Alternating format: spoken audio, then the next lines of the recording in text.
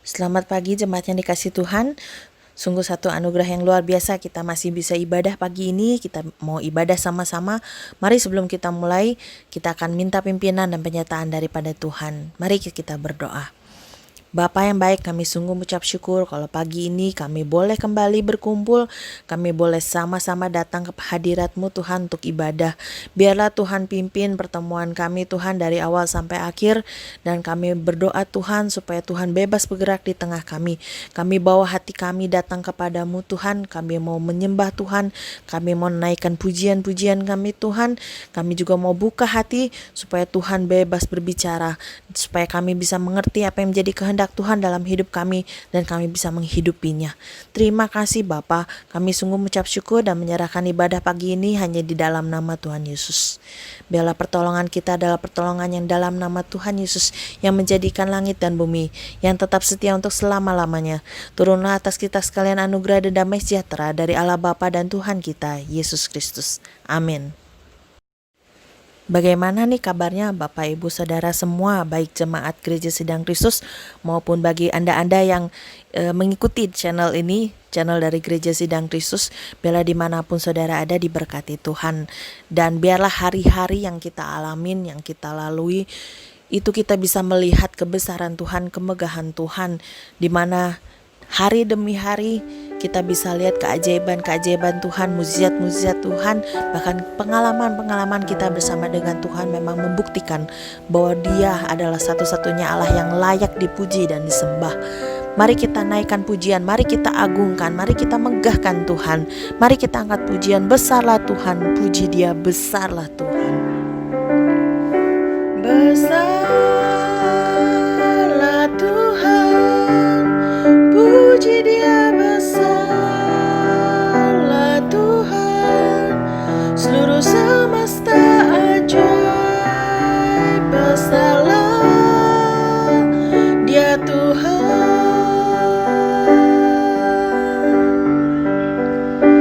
Besarlah Tuhan, puji Dia, besarlah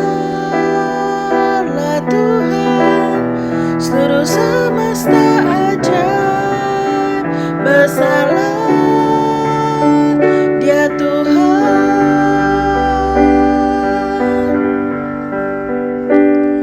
Megahlah tahtanya,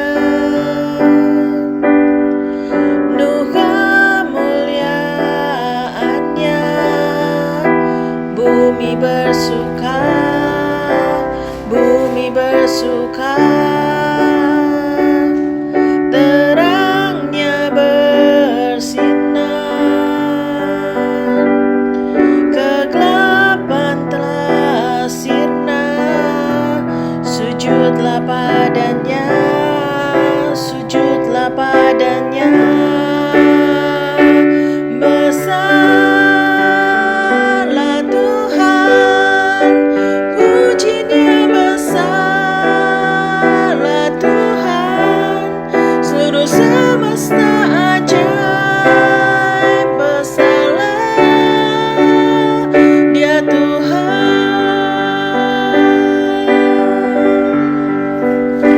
Besarlah Tuhan, puji Dia, besarlah Tuhan, seluruh semesta ajaib, besarlah Dia Tuhan.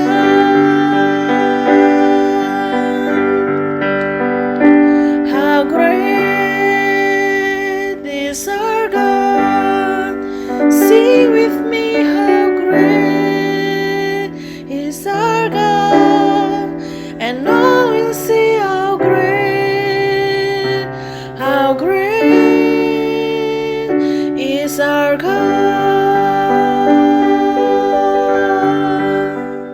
Pembacaan firman Tuhan pagi ini diambil dari kitab Matius, pasalnya yang ke-24, ayatnya yang ke-37 hingga ayat yang ke-44.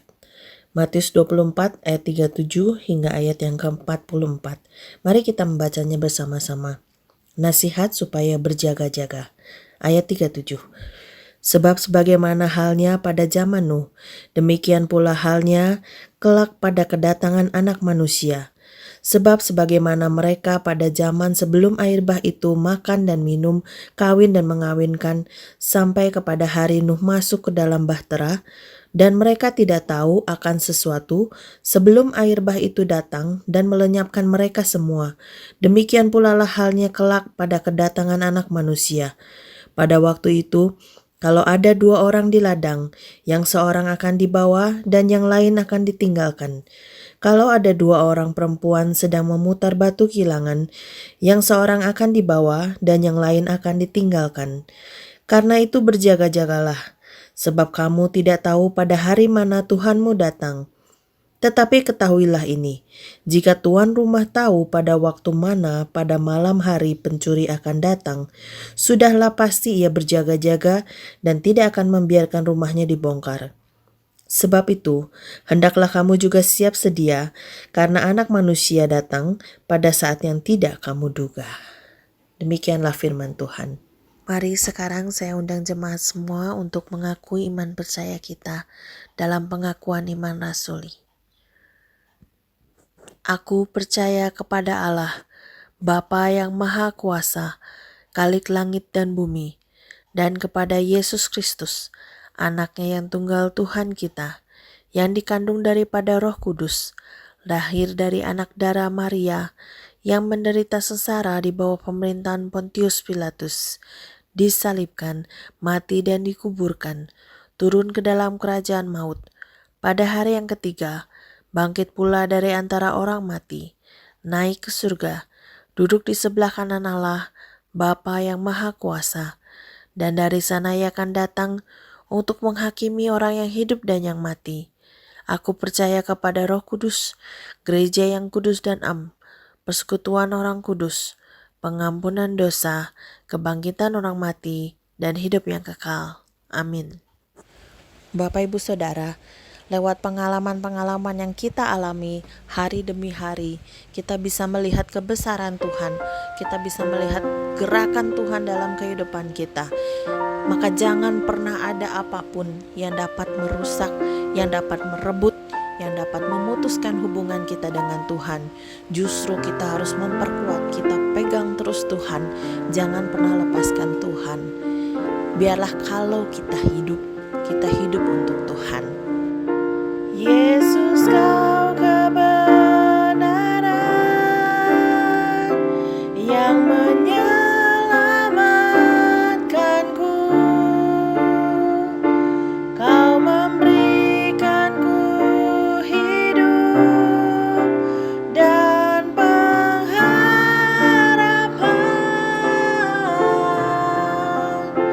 Ku ikut kehendak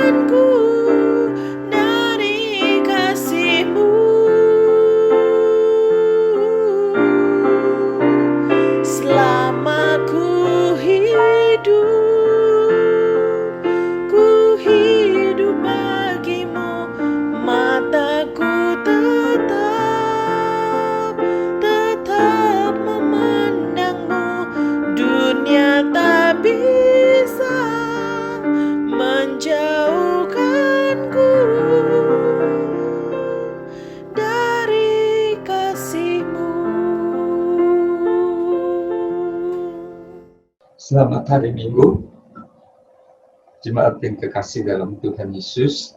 Senang kita bisa berjumpa lagi sekalipun secara virtual.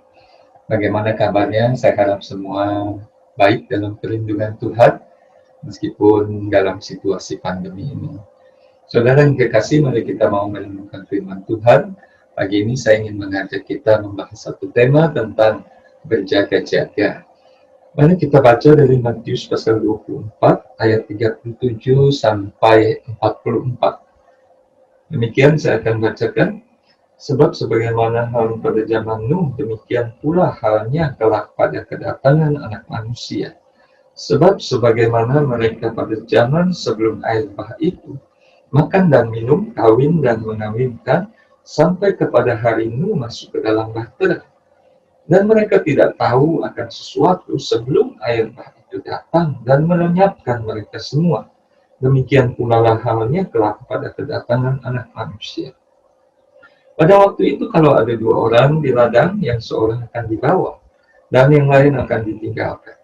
Kalau ada dua orang perempuan sedang memutar batu kilangan, yang seorang akan dibawa dan yang lain akan ditinggalkan.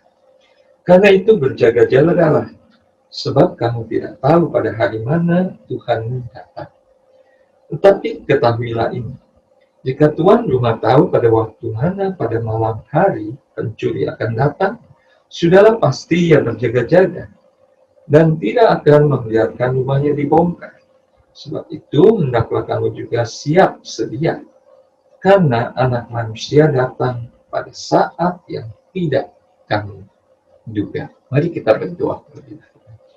Bapa di dalam surga, di tengah masa pandemi ini, bersyukur kami masih bisa bersama di dalam roh, bersatu Tuhan untuk beribadah dan merenungkan firman-Mu. Urapilah hamba-Mu dan setiap jemaat-Mu yang mendengar merenungkan firman Tuhan bersama-sama. Tuhan dimuliakan hanya di dalam nama Tuhan Yesus. Amin. Ya. Saudara-saudari yang kekasih di dalam Tuhan Yesus, ketika masa pandemi ini sudah berlangsung begitu lama, semakin banyak orang bertanya-tanya tentang apa rencana Tuhan dengan semuanya. Saudara, tidak ada seorang pun yang tahu dengan pasti, tetapi kalau melihat situasi dunia, apa yang terjadi, dan juga dengan wabah corona yang begitu masif melanda hampir di seluruh dunia, kita bisa tahu bahwa kedatangan Tuhan Yesus semakin dekat. Itu sebabnya pada pagi ini, hari ini kita akan merenungkan tentang tema berjaga-jaga. Saudara yang kekasih, di dalam Matius 24 dikatakan, seperti pada zaman Nuh, demikian juga halnya kelak pada kedatangan Anak Manusia. Tuhan Yesus akan datang kembali, dan pada saat Dia datang kembali, situasi dunia dikatakan mirip seperti zaman Nuh. Bagaimana sih zaman Nuh itu? Kita perlu kembali melihat dalam kitab Kejadian. Ya. Kalau kita perhatikan siapa sih yang hidup pada zaman Nuh, maka kita akan melihat bahwa di dalam Kejadian pasal 3, manusia jatuh dalam dosa. Lalu di dalam Kejadian pasal 4, kita melihat Adam dan Hawa mempunyai anak, yaitu Kain dan Habel. Lalu Habel dibunuh oleh Kain, dan di Kejadian 4 ini diceritakan tentang keturunan Kain. Keturunan Kain yang jahat, yang melarikan diri dari Tuhan, yang bangga dengan dosa-dosa. Itu keturunan Kain diceritakan dalam Kejadian 4. Dan biasa disebut sebagai keturunan Anak Manusia. Lalu di bagian akhir ada sedikit penjelasan bahwa lalu Allah memberikan Adam Hawa punya anak untuk menggantikan Habel, yaitu Set. Ya. Dan Set lalu punya anak namanya Enos, dan pada zaman Enos orang mulai memanggil Tuhan. Artinya dari keturunan Set Enos ini adalah keturunan orang-orang yang memanggil nama Tuhan. Dan itu dijelaskan dalam Kejadian pasal 5. Ya. Itu keturunan orang-orang yang dari Enos. Ada tokohnya misalnya Henokh yang kita tahu hidup bergaul dengan Allah, ada Metusala dan seterusnya, dan sampai kepada zaman Nuh. Jadi di zaman Nuh itu ada dua garis keturunan Kain sebagai anak-anak manusia, orang-orang yang tidak mengenal Allah, tidak peduli Allah, dan garis keturunan Enos sebagai orang-orang yang memanggil nama Tuhan, orang-orang yang seharusnya percaya kepada Tuhan. Tetapi apa yang terjadi pada zaman Nuh, kita melihat bahwa orang-orang ini di mata Tuhan bukan orang-orang yang baik. Ya. Saudara, kita melihat dalam orang seperti apa dari keturunan yang hidup pada zaman Nuh ini. Seharusnya ada orang yang tidak baik dan ada orang yang baik yang beragama dari keturunan Enos. Tetapi yang ternyata seperti apa? Kita lihat Kejadian 6 ayat 2. Katakan begini. Kejadian 6 ayat 2. Maka anak-anak Allah melihat bahwa anak-anak perempuan manusia itu cantik-cantik. Anak-anak perempuan manusia itu cantik-cantik. Keturunan Kain cantik-cantik. Lalu mereka, siapa mereka? Anak-anak Allah. Siapa anak-anak Allah? Keturunan orang-orang yang memanggil nama Tuhan. Keturunan Enos, termasuk Nuh, ya. Itu keturunan Enos. Keturunan Enos ini melihat anak-anak Kain cantik-cantik, lalu mereka mengambil istri dari antara perempuan-perempuan itu. Dan siapa saja yang disukai mereka. Saudara, sayang sekali keturunan Enos sekian banyak pada zaman Nuh, hanya Nuh sekeluarga yang di mata Tuhan benar. Sedangkan yang lainnya, mereka tidak peduli. Mereka menikah dengan orang yang tidak mengenal Tuhan. Karena anak-anak perempuan itu cantik. Lalu di dalam Kejadian 6 ayat 4 dikatakan, pada waktu itu orang-orang raksasa ada di bumi, dan juga pada waktu sesudahnya. Ketika anak-anak Allah menghampiri anak-anak perempuan manusia, dan perempuan-perempuan itu melahirkan anak bagi mereka, inilah orang-orang yang gagah perkasa di zaman purbakala, orang-orang yang kenamaan. Jadi hasil pernikahan dari keturunan Enos dengan keturunan Kain adalah orang-orang yang gagah perkasa, orang kenamaan. Jadi orang pada zaman Nuh itu kalau dilihat secara duniawi adalah orang-orang yang luar biasa. Wanitanya cantik-cantik, saudara. Dan prianya gagah perkasa, mereka kenamaan. Itulah yang terjadi pada zaman Nuh. Tetapi bagaimana di mata Tuhan? Di mata Tuhan, kejahatan mereka luar biasa. Kejadian 6 ayat 5. Ketika dilihat Tuhan, bahwa kejahatan manusia besar di bumi, dan bahwa segala kecenderungan hatinya selalu membuahkan kejahatan semata. Jadi waktu Tuhan melihat, katakan, kejahatan manusia besar. Manusia waktu itu, pada zaman. Kecenderungan hatinya membuahkan kejahatan semata-mata. Kejadian 6 ayat 11-12, adapun bumi itu telah rusak di hadapan Allah dan penuh dengan kekerasan. Allah menilik bumi itu sungguhlah rusak benar, sebab semua manusia menjalankan hidup yang rusak di bumi. Jadi di mata Allah kejahatan manusia besar, hatinya jahat, Tuhan melihat hati, dan hidupnya rusak, penuh kekerasan. Mereka hanya memperhatikan kesenangan, kenikmatan. Di dalam Matius 24 dikatakan mereka cuma mikir tentang kesenangan, makan, minum, kawin, mengawinkan. Apalagi saudara, meskipun mereka punya prestasi dan kehebatan, tapi kejahatan mereka besar dan ketidakpedulian mereka luar biasa. Sampai pada zaman Nuh, waktu itu belum pernah turun hujan, saudara. Mereka belum pernah melihat hujan. Tetapi Nuh memberitakan akan datang turun hujan, akan terjadi banjir, air bah. Tapi mereka tidak percaya.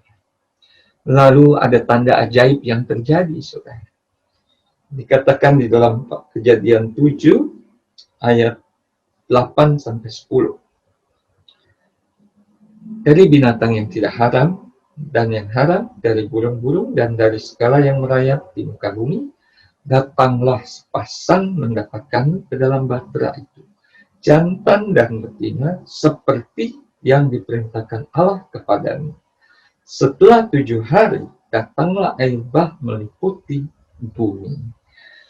Jadi 7 hari sebelum air bah datang, hujan mulai turun, ada satu parade binatang yang luar biasa disaksikan oleh orang-orang pada zaman Nuh. Kita bayangkan kalau kita melihat ada satu parade binatang berjalan, jantan betina dua-dua, ada jerapah, ada gajah, ada berbagai-bagai binatang, semua mulai berjalan masuk ke dalam bahtera. Binatang ini diperintahkan Allah dan mendengar. Orang-orang yang menyaksikan, apa tidak aneh? Ini mujizat. Ini sesuatu yang aneh di depan mata mereka. Binatang saja pun masuk ke bahtera. Kenapa Nuh beritakan supaya mereka masuk ke bahtera? Mereka tidak mau. Saudara yang dikasih, apalagi yang terjadi? Kejadian 7 ayat 12-13 katakan, dan turunlah hujan lebat meliputi bumi 40 hari 40 malam lamanya. Pada hari itu juga masuklah Nuh serta Sem, Ham, dan Yafet, anak-anak Nuh, dan istri Nuh, dan ketiga istri anak-anaknya, bersama-sama dengan dia ke dalam bahtera itu. Saudara, waktu turun hujan lebat, maka masuklah Nuh dan anak, istri, dan menantunya ke dalam bahtera. Waktu melihat hujan lebat, orang-orang yang selama ini belum pernah melihat hujan, mestinya kaget. Wah, ini benar seperti yang dikatakan. Hujan turun, oh ini tuh hujan namanya. Wah, pasti benar juga akan terjadi banjir. Seharusnya mereka masih mungkin punya kesempatan untuk lari menuju ke bahtera, ikut masuk bersamanya. Tetapi mereka tidak peduli, saudara. Melihat tanda-tanda yang terjadi, yang Tuhan nyatakan, mujizat, mereka tidak peduli. Dikatakan dalam Matius 24 ayat 39, dan mereka tidak tahu akan sesuatu sebelum air bah itu datang. Apakah mereka tidak tahu? Apa maksudnya tidak tahu? Saya berpikir mereka lebih, boleh dikatakan lebih tidak mau tahu. Tidak peduli dan tidak mau tahu. 2 Petrus 2 ayat 5 berkata begini, jikalau Allah tidak menyayangkan dunia purba, tapi hanya menyelamatkan Nuh, pemberita kebenaran itu, dengan 7 orang lain ketika ia mendatangkan air bah atas dunia orang-orang yang fasik. Artinya apa? Di sini dikatakan dalam 2 Petrus 2 ayat 5, Allah menyelamatkan Nuh, pemberita kebenaran itu. Artinya sebelum air bah itu datang, kita percaya Nuh sudah memberitakan bahwa akan terjadi hukuman Allah, akan terjadi banjir, air bah, hujan berpuluh-puluh hari. Tetapi orang-orang pada zaman itu, termasuk orang-orang yang sudah menyebut nama Tuhan, yang seharusnya mengenal Allah, tidak peduli. Mereka lebih peduli dengan kesenangan mereka. Saudara, mereka bahkan mungkin mengata-ngatai Nuh gila karena membangun kapal di tempat, di negeri di mana jauh dari laut. Artinya mereka sebenarnya bukan tidak tahu, tetapi mereka tidak mau tahu, tidak peduli, bahkan mujizat Allah sekalipun, tanda-tanda yang mereka lihat, mereka seperti tidak peduli. Bagaimana kejahatan zaman now? Sudah hampir sama seperti zaman Nuh, boleh dikatakan, saudara. Orang tidak peduli dengan Allah. Orang hanya memikirkan kepentingannya sendiri, kesenangannya sendiri, apa yang memuaskan nafsunya saja. Hari ini kita membaca berita-berita pesta seks di mana-mana, pesta miras, ya. Kita melihat orang tua kandung memperkosa anak kandungnya. Kita mendengar berita orang tua kandung membunuh anak kandung dan demikian sebaliknya. Kita melihat orang memutilasi orang demi orang lain demi uang. Kebenaran diputarbalikkan. Kita melihat orang-orang yang melaksanakan demo yang anarkis, merusak, membakar, dan memutarbalikkan kebenaran. Kekacauan terjadi karena ketidakpedulian kepada agama, kepada Allah. Agama cuma dijadikan formalitas. Yang sangat saya takutkan adalah hari ini banyak orang mengatakan orang Kristen, orang percaya, orang yang menyebut nama Tuhan. Tetapi jangan-jangan seperti keturunan Enos pada waktu itu, juga hidup hanya mementingkan kesenangan saja. Tidak peduli. Sekalipun melihat belakangan ini banyak fenomena alam yang aneh-aneh. Mujizat-mujizat, kita mendengar ada orang yang disembuhkan. Kita mendengar mujizat-mujizat Allah. Tapi apakah orang-orang banyak yang peduli? Tidak banyak yang peduli. Saudara, kejahatan zaman now seperti zaman ini tanda Tuhan Yesus akan datang kembali. Dan kedatangan Yesus diawali dengan dia akan datang di udara, di atas awan-awan untuk mengangkat umatnya yang percaya, lalu dia akan menjatuhkan hukuman di dunia ini.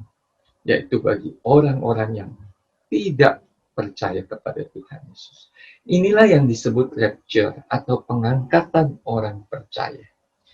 Di dalam Kejadian 18 ayat 25, ini tentang doa Abraham ketika Allah mau membinasakan kota Sodom dan Gomora. Waktu itu Abraham berdoa karena di Sodom dan Gomora ada Lot, ponakannya. Sampai dia berdoa, lalu ternyata di kota Sodom dan Gomora tidak ada 10 orang benar pun tidak. Doa Abraham begini, Kejadian 18 ayat 25. Jauhlah kiranya daripadamu untuk berbuat demikian, membunuh orang benar bersama-sama dengan orang fasik. Sehingga orang benar itu seolah-olah sama dengan orang fasik. Jauhlah kiranya yang demikian daripadamu. Masakan hakim segenap bumi tidak menghukum dengan adil? Abraham ingin mengatakan, Tuhan, Engkau tidak menghukum orang benar bersama-sama orang fasik. Dan memang benar. Ketika Allah menghukum Sodom dan Gomora dengan hujan api belerang, dia terlebih dahulu menyelamatkan Lot. Mengeluarkan Lot dari Sodom dan Gomora. Ketika Allah memusnahkan bumi dengan air bah, Allah menyelamatkan Nabi Nuh dan keluarga.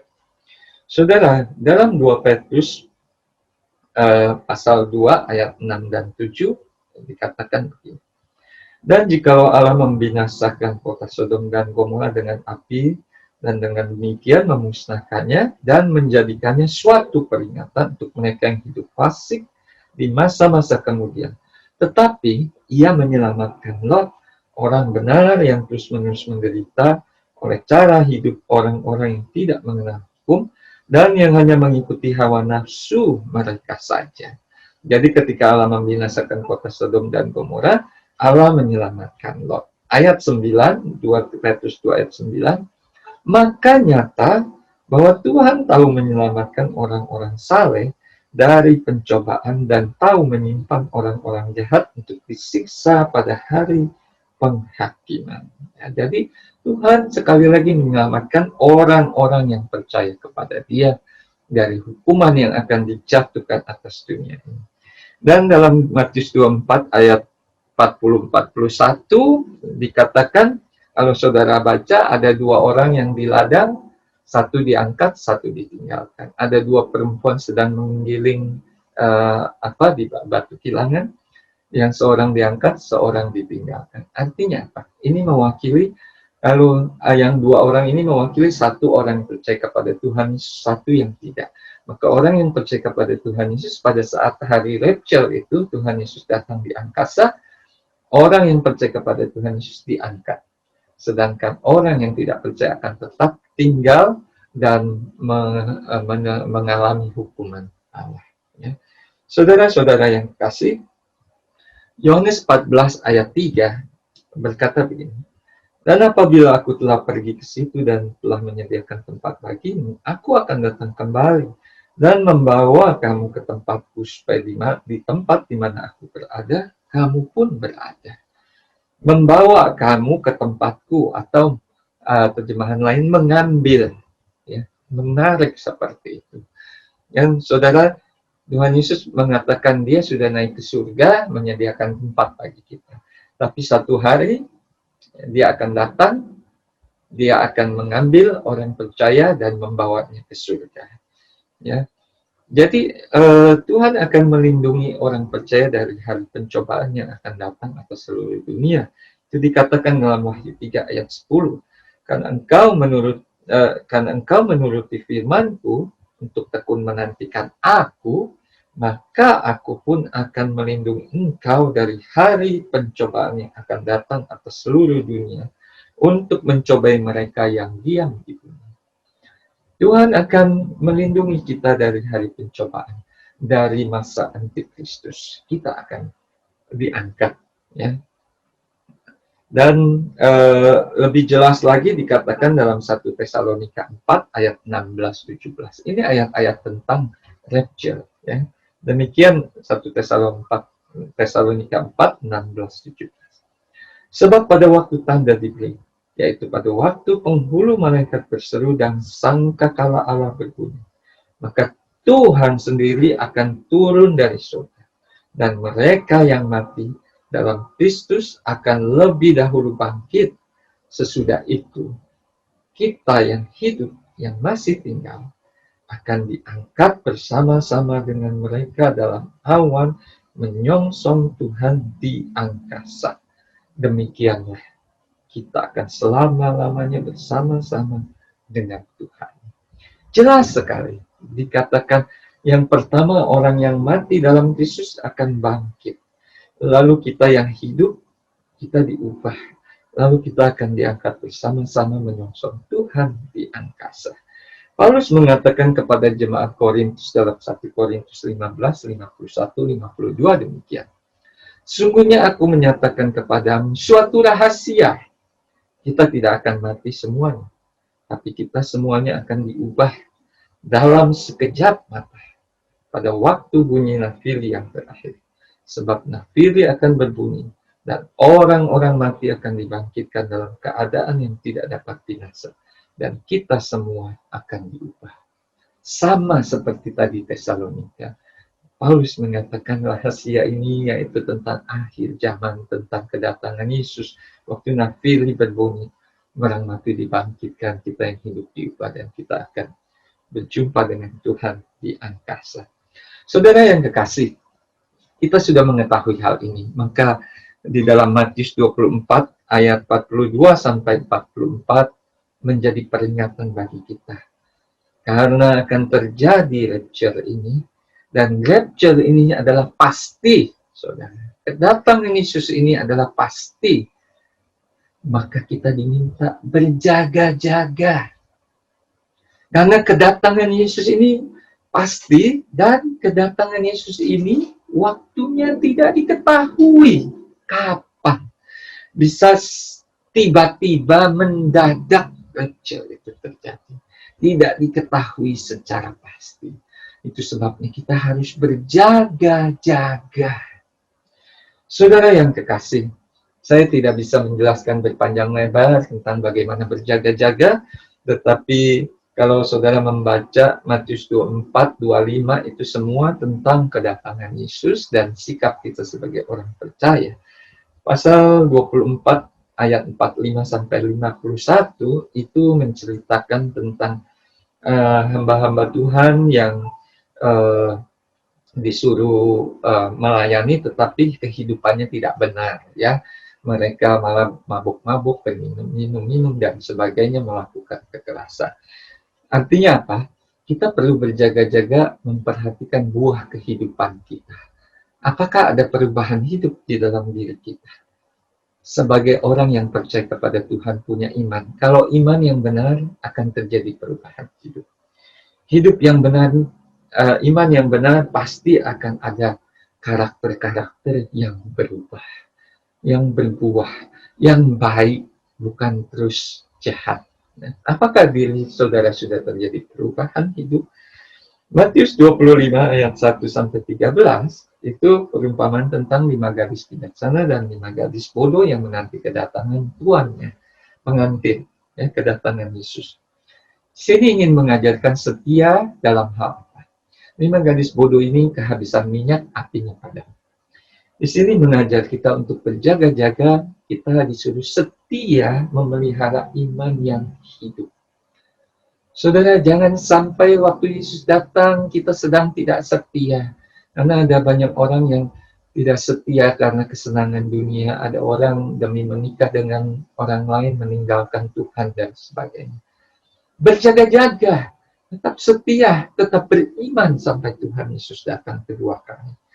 Yang ketiga, yang terakhir di dalam Matius 25 ayat 14-30, itu perumpamaan tentang tuan yang mau pergi lalu memberikan talentanya. Lalu waktu tuan itu kembali meminta pertanggungjawaban. Bahwa talenta itu harus digunakan. Ini mengajar kita berjaga-jaga dalam hal apa? Yaitu kita harus menggunakan apa yang Tuhan berikan untuk melayani Dia, menghasilkan buah. Apakah kehidupan kita sudah membuat orang lain percaya kepada Tuhan? Apakah dalam kehidupan kita sudah membawa orang lain untuk mengenal Tuhan Yesus? Apakah hidup kita sama sekali tidak peduli, tidak melayani Tuhan? Saudara-saudara yang dikasih, untuk menutup renungan firman Tuhan pada hari ini, saya ingin mengajak kita juga untuk melihat dari Lukas pasal 13 ayat 6-9. Itu tentang perumpamaan seorang yang menanam pohon ara di kebun anggur. Setelah 3 tahun, dia mencari buahnya. Ternyata tidak diketemukan buah. Akhirnya si pemilik pohon itu berkata, oh tebang aja buah itu. Tapi untung ada si penjaga kebun itu yang berkata, jangan Tuhan kasih kesempatan lagi. Saudara, pemilik pohon ini mencari pohon yang dia tanam, mencari buahnya. Bukan mencari indahnya, tetapi mencari buahnya. Kalau kita pohon yang ditanam Allah, kita pasti harusnya berbuah. Berapa tahun kita sudah menjadi orang Kristen? Lebih dari 3 tahun, bukan? Apakah Tuhan sudah melihat ada perubahan di dalam karakter hidup kita? Semakin serupa Kristus. Atau tidak ada perubahan sama sekali? Atau bahkan semakin buruk? Apakah Tuhan sudah bisa menemukan buah, yaitu orang-orang yang percaya kepada Yesus karena kita ajak, kita beritakan Injil kepada mereka? Saudara, apakah Tuhan menemukan kita tetap setia beriman kepada Dia? Kita perlu berjaga-jaga. Kalau iman kita benar, kita seperti pohon yang ditanam Allah. Pasti akan berbuah. Saya pernah tertipu. Satu hari saya melihat ada satu pohon yang indah sekali, bagus sekali. Ya. Lalu saya mulai mendekati, pohon ini bagus sekali ya, daunnya juga banyak. Tapi mana buahnya ya? Tapi setelah saya semakin dekat, lalu saya mulai pegang pohon ini. Saya tahu. Ini mah pohon palsu. Sampai kapanpun pohon palsu tidak akan berbuah. Walaupun kelihatannya seperti pohon yang begitu subur, tetapi tidak ada buahnya. Kita bukan pohon palsu. Kalau kita ditanam Allah, pasti akan ada buah. Bersyukur Tuhan Yesus sabar sama kita. Dia masih mengatakan kepada Allah Bapa untuk bersabar. Dia masih menolong kita, mau menolong kita untuk berbuah bagi Allah. Saudara-saudara yang kekasih dalam Tuhan Yesus, kita diberi kesempatan. Sebentar lagi Tuhan Yesus akan datang yang kedua kali. Karena kita hidup di zaman seperti zaman Nuh pada saat itu. Berjaga-jagalah. Tetap setia di dalam iman kita. Jangan karena kesenangan, kenikmatan dunia, nafsu dunia seperti keturunan Enos.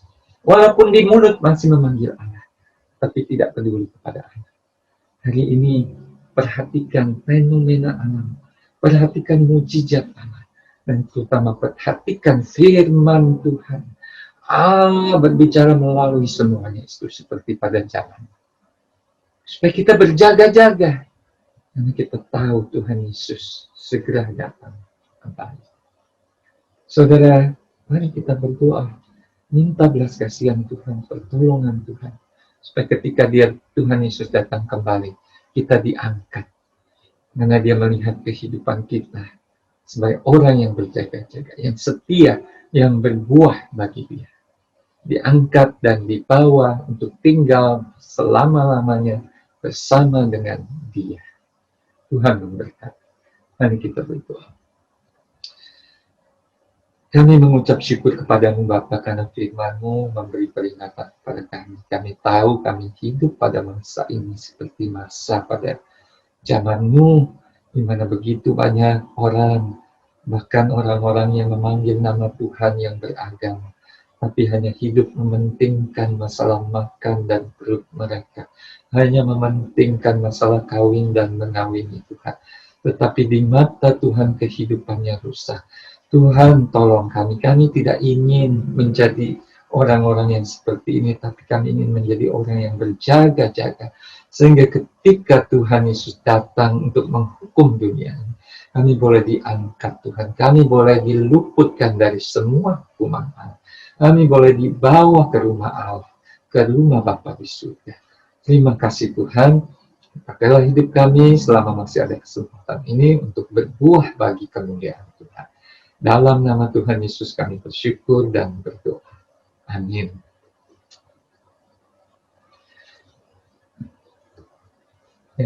Mari jemaat yang kekasih, kita akan mengakhiri ibadah kita. Kita akan berdoa syafaat dan akan mengakhiri dengan doa berkat. Mari kita tunduk kepala, sekali lagi kita masuk dalam doa.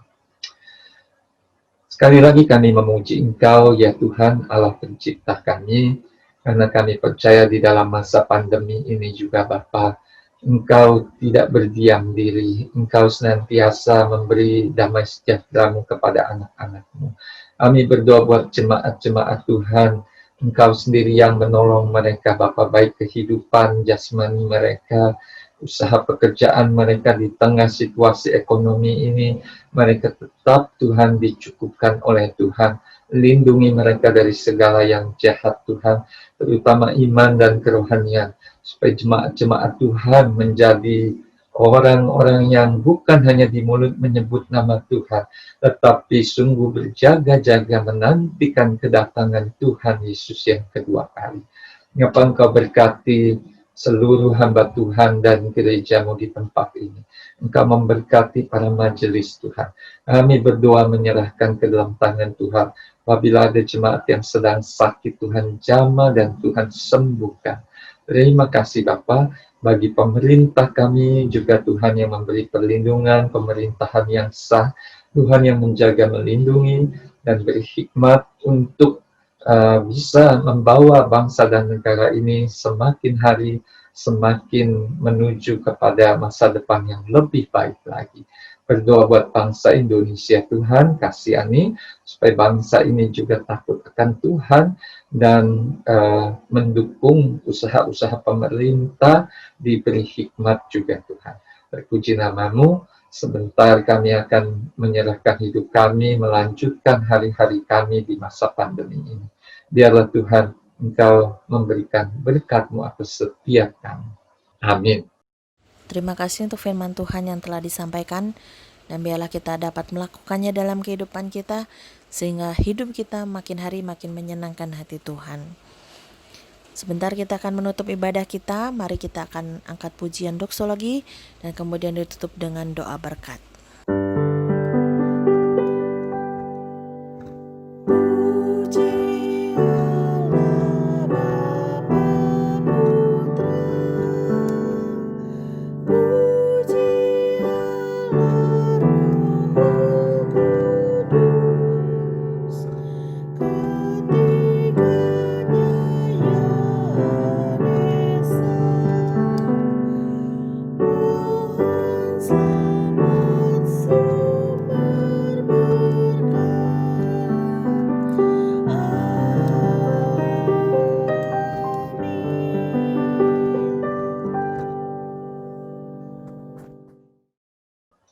Arahkanlah hati pikiranmu kepada Tuhan Yesus Gembala Agung kita, mari kita akan menerima berkat Tuhan.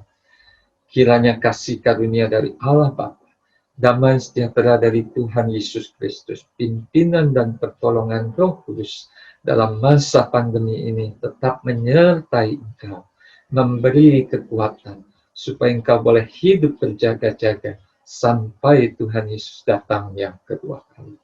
Amin. Ibadah pagi ini telah selesai. Biarlah Tuhan Yesus memberkati dan terus menyertai Bapak Ibu Saudara semua ya. Buat rekan-rekan semua yang masih harus kerja ataupun berpergian keluar rumah ya, dan juga ataupun yang bekerja di rumah, biarlah Tuhan juga memberkati selalu. Juga untuk adik-adik semua ya yang masih harus sekolah di rumah, sabar ya, dan terus kerjakan bagianmu. Biarlah Tuhan juga memberkati apapun yang kamu kerjakan. Juga bagi para ibu-ibu ya, diberikan kesabaran dan kekuatan dalam mendampingi anak-anaknya sekolah di rumah. Biarlah tetap sehat selalu ya, tetap semangat apapun yang terjadi. Ingatlah bahwa Tuhan Yesus selalu menyertai kita semua. Amin.